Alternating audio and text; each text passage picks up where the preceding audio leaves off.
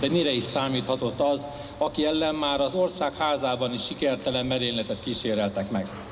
Mire is számíthatott az a politikus, aki népdalokban megénekelt, helyjel közzel kigúnyolt Tiszapista éppen úgy volt, mint a Bethlen István előtti utolsó nagyformátumú politikus. Ő volt az az ember, akit mindenhonnan támadtak.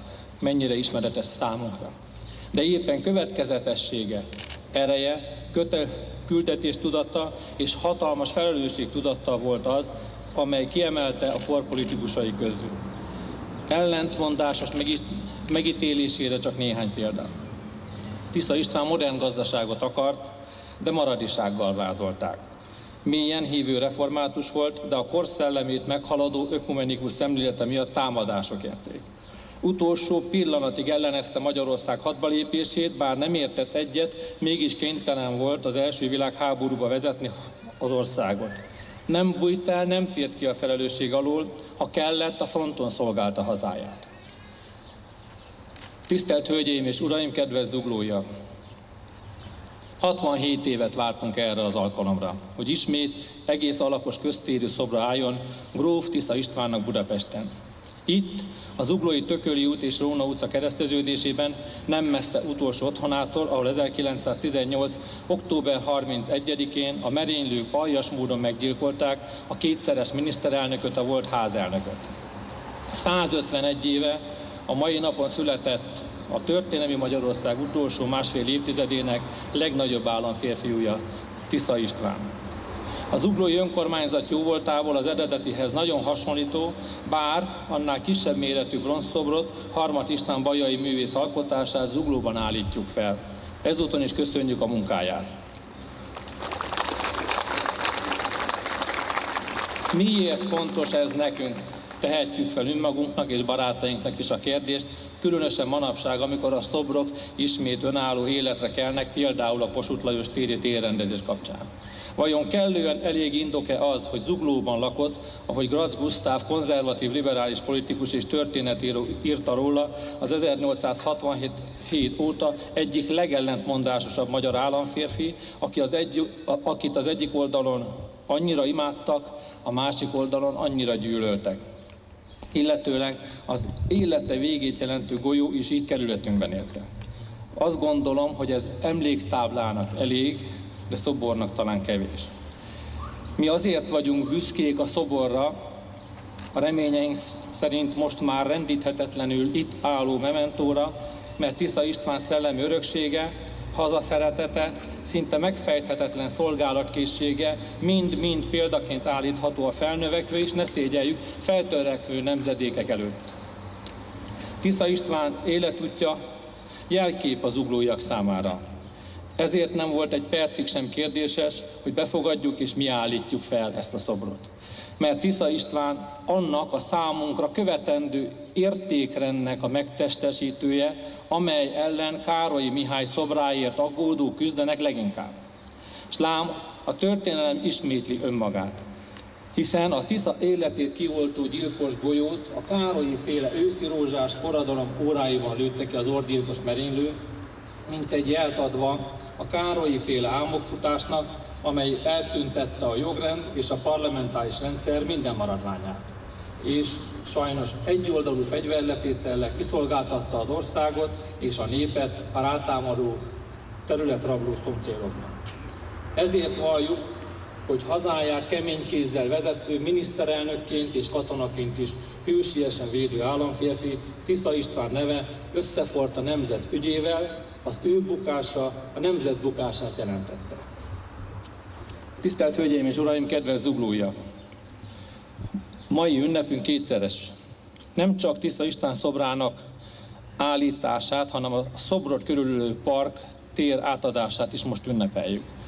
Örömmel közlöm, hogy április 19-én megtartott képviselőtestületi ülésen határozatban úgy döntöttünk, hogy Zugló önkormányzata kérelmezi a fővárostól a kereszteződésünknek, ennek a térnek a Tisza István térre történő átnevezését.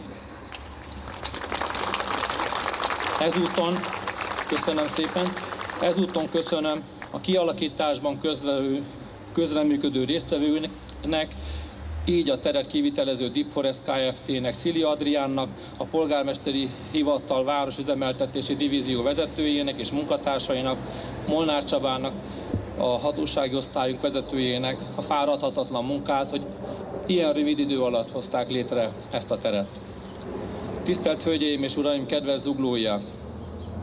Végezetül a Tiszta István szobor felállításáért szeretném köszönetemet kifejezni elsősorban Maruzsa Zoltánnak, a Tiszta István Baráti Társaság elnökének fáradhatatlan munkájáért, valamint az Egyesület összes tagjának, másodszorban pedig a Tiszta István Szoborállító Bizottság tagjainak, Tőkécki professzor úrnak, történész úrnak, Szoborbizottság elnökének, Tőkécki Lászlónak, Balogh Zoltán államtitkár úrnak, Rétvári Bence államtitkár úrnak, Pálinkás József professzor úrnak, a Magyar Tudományos Akadémia elnökének, Tarlós Istvánnak, Budapest főpolgármesterének, Csomós Miklósnak, Budapest főpolgármester helyettesének, Patai Bélának, aki a Tisza családot képviselte, Janics Bélának, a Nagykovácsi gróf Tisza István nemzeti kör elnökének, a már többször említett Maruzsa Zoltánnak újólag, és egy olyan nagyszerű magyarnak, aki sajnos ma már nem ünnepelhet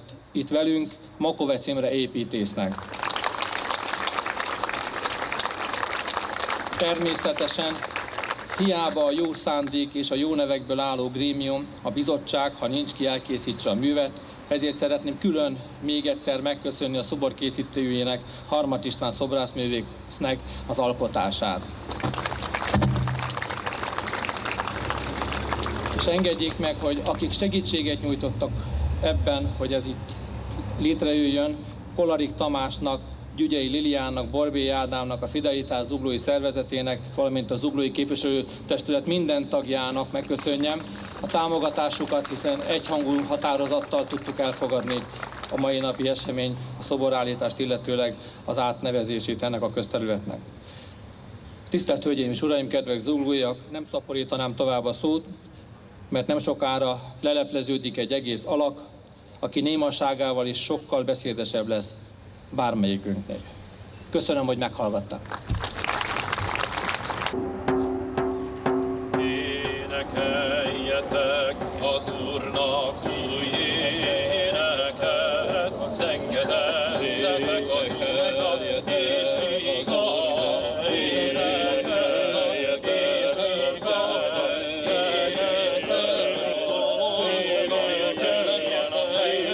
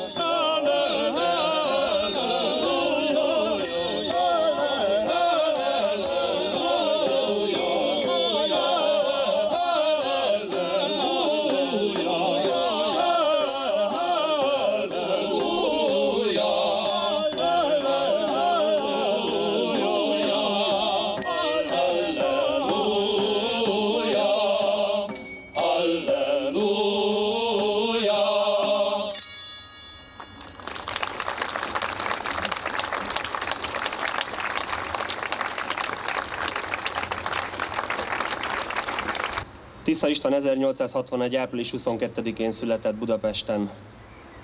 Utána a Debreceni Református Kollégiumban, majd az ELTE mellett, a mai ELTE mellett Berlinben, Heidelbergben, a kor legszínvonalasabb egyetemein végezte jogi és közgazdasági tanulmányait.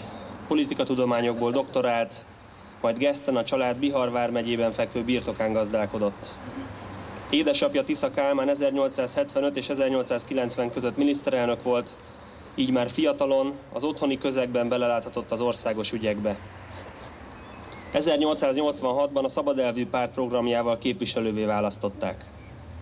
1903. november 3-án kezdődött első kormányfői periódusához fűződik második Rákóczi Ferenc hamvainak hazahozatala, hosszú ellenzéki ellenállást követően a katonai újonclétszám növelése, továbbá a parlament munkáját ellehetetlenítő házszabály módosítása. Az ezt követő választásokon ugyan az addig 30 éven át abszolút parlamenti többséggel kormányzó Szabadelvű Párt vereséget szenvedett, a koalícióra lépett ellenzékkel szemben. Tisza 1906 és 10 között csak a főrendiház működésében vett részt, a kormányzati politikától távol tartotta magát, pártját is feloszlatta. A Függetlenségi Párt vezette koalíciós kormány bukását követően 1910. február 19-én megalapította a polgári szemléletű Nemzeti Munkapártot, mely a nemzeti liberalizmus és a modern etikai konzervativizmus elvi alapján állt, és elsöprő győzelmet aratott a júniusi választásokon. Tisza István ekkor még nem kívánt kormányfő lenni, de egyértelműen a kormánypárt vezető személyisége volt. 1912. május 22-én őt választották a képviselőház elnökévé. Ezen tisztség birtokában, legyőzve az obstrukciót, helyreállította a képviselőház működőképességét. 1913. június 10-én ismét miniszterelnök lett. Második kormányfői periódusában Tisza a Magyarország területi egységét is fenyegető nemzetközi helyzetben az államhatalom megszilárdítását és a nemzetiségekkel való megegyezést tartotta legsürgetőbb feladatának. Termékeny időszaka volt ez. A választójog bővítésétől a modern szemléletű sajtótörvényen át, 2 egyetem, a debreceni és a pozsonyi alapításáig hosszasan sorolható lenne érdemeinek listája. A tervbe vett modernizáció azonban csak részben sikerülhetett, hiszen 1914. július 28-án kitört az első világháború, szögezzük le, Tisza István akarata ellenére. A háborúban ennek ellenére mindent megtett a monarchia győzelméért, és ezáltal Magyarország területi integritásának védelméért. Többször kiállt a békéért, természetesen nem a Trianonban később aláírt, hanem a Magyarország egységét szem előtt tartó, igazságos béke mellett. Ellenezte a Ferenc József halála után trónra lépett 4. Károlynak a monarchia széthullásához vezető politikáját, 1917. május 23-án ezért benyújtotta lemondását. Június 15-e után pedig maga is a frontra ment, és mint a debreceni huszárezred parancsnoka vett részt a harcokban. Az első világháború előtt és alatt gróf Tisza István neve sokak számára a dualizmus és a háborús politika jelképévé vált, holott ő maga a monarchiát is csak mint a történelmi Magyarország egységének biztosítékát tartotta nélkülözhetetlennek. 1914-ben pedig szinte egyedüli európai államférfiként sokat tett a háború elkerüléséért. Mivel a háborúval kapcsolatos fenntartásait akkor nem hozta nyilvánosságra, politikai ellenfelei ezt használták ki, amikor őt tették felelőssé a háborúért. Ma már tudjuk, igaztalanul. 4 merényletet követtek el ellene, melyekből az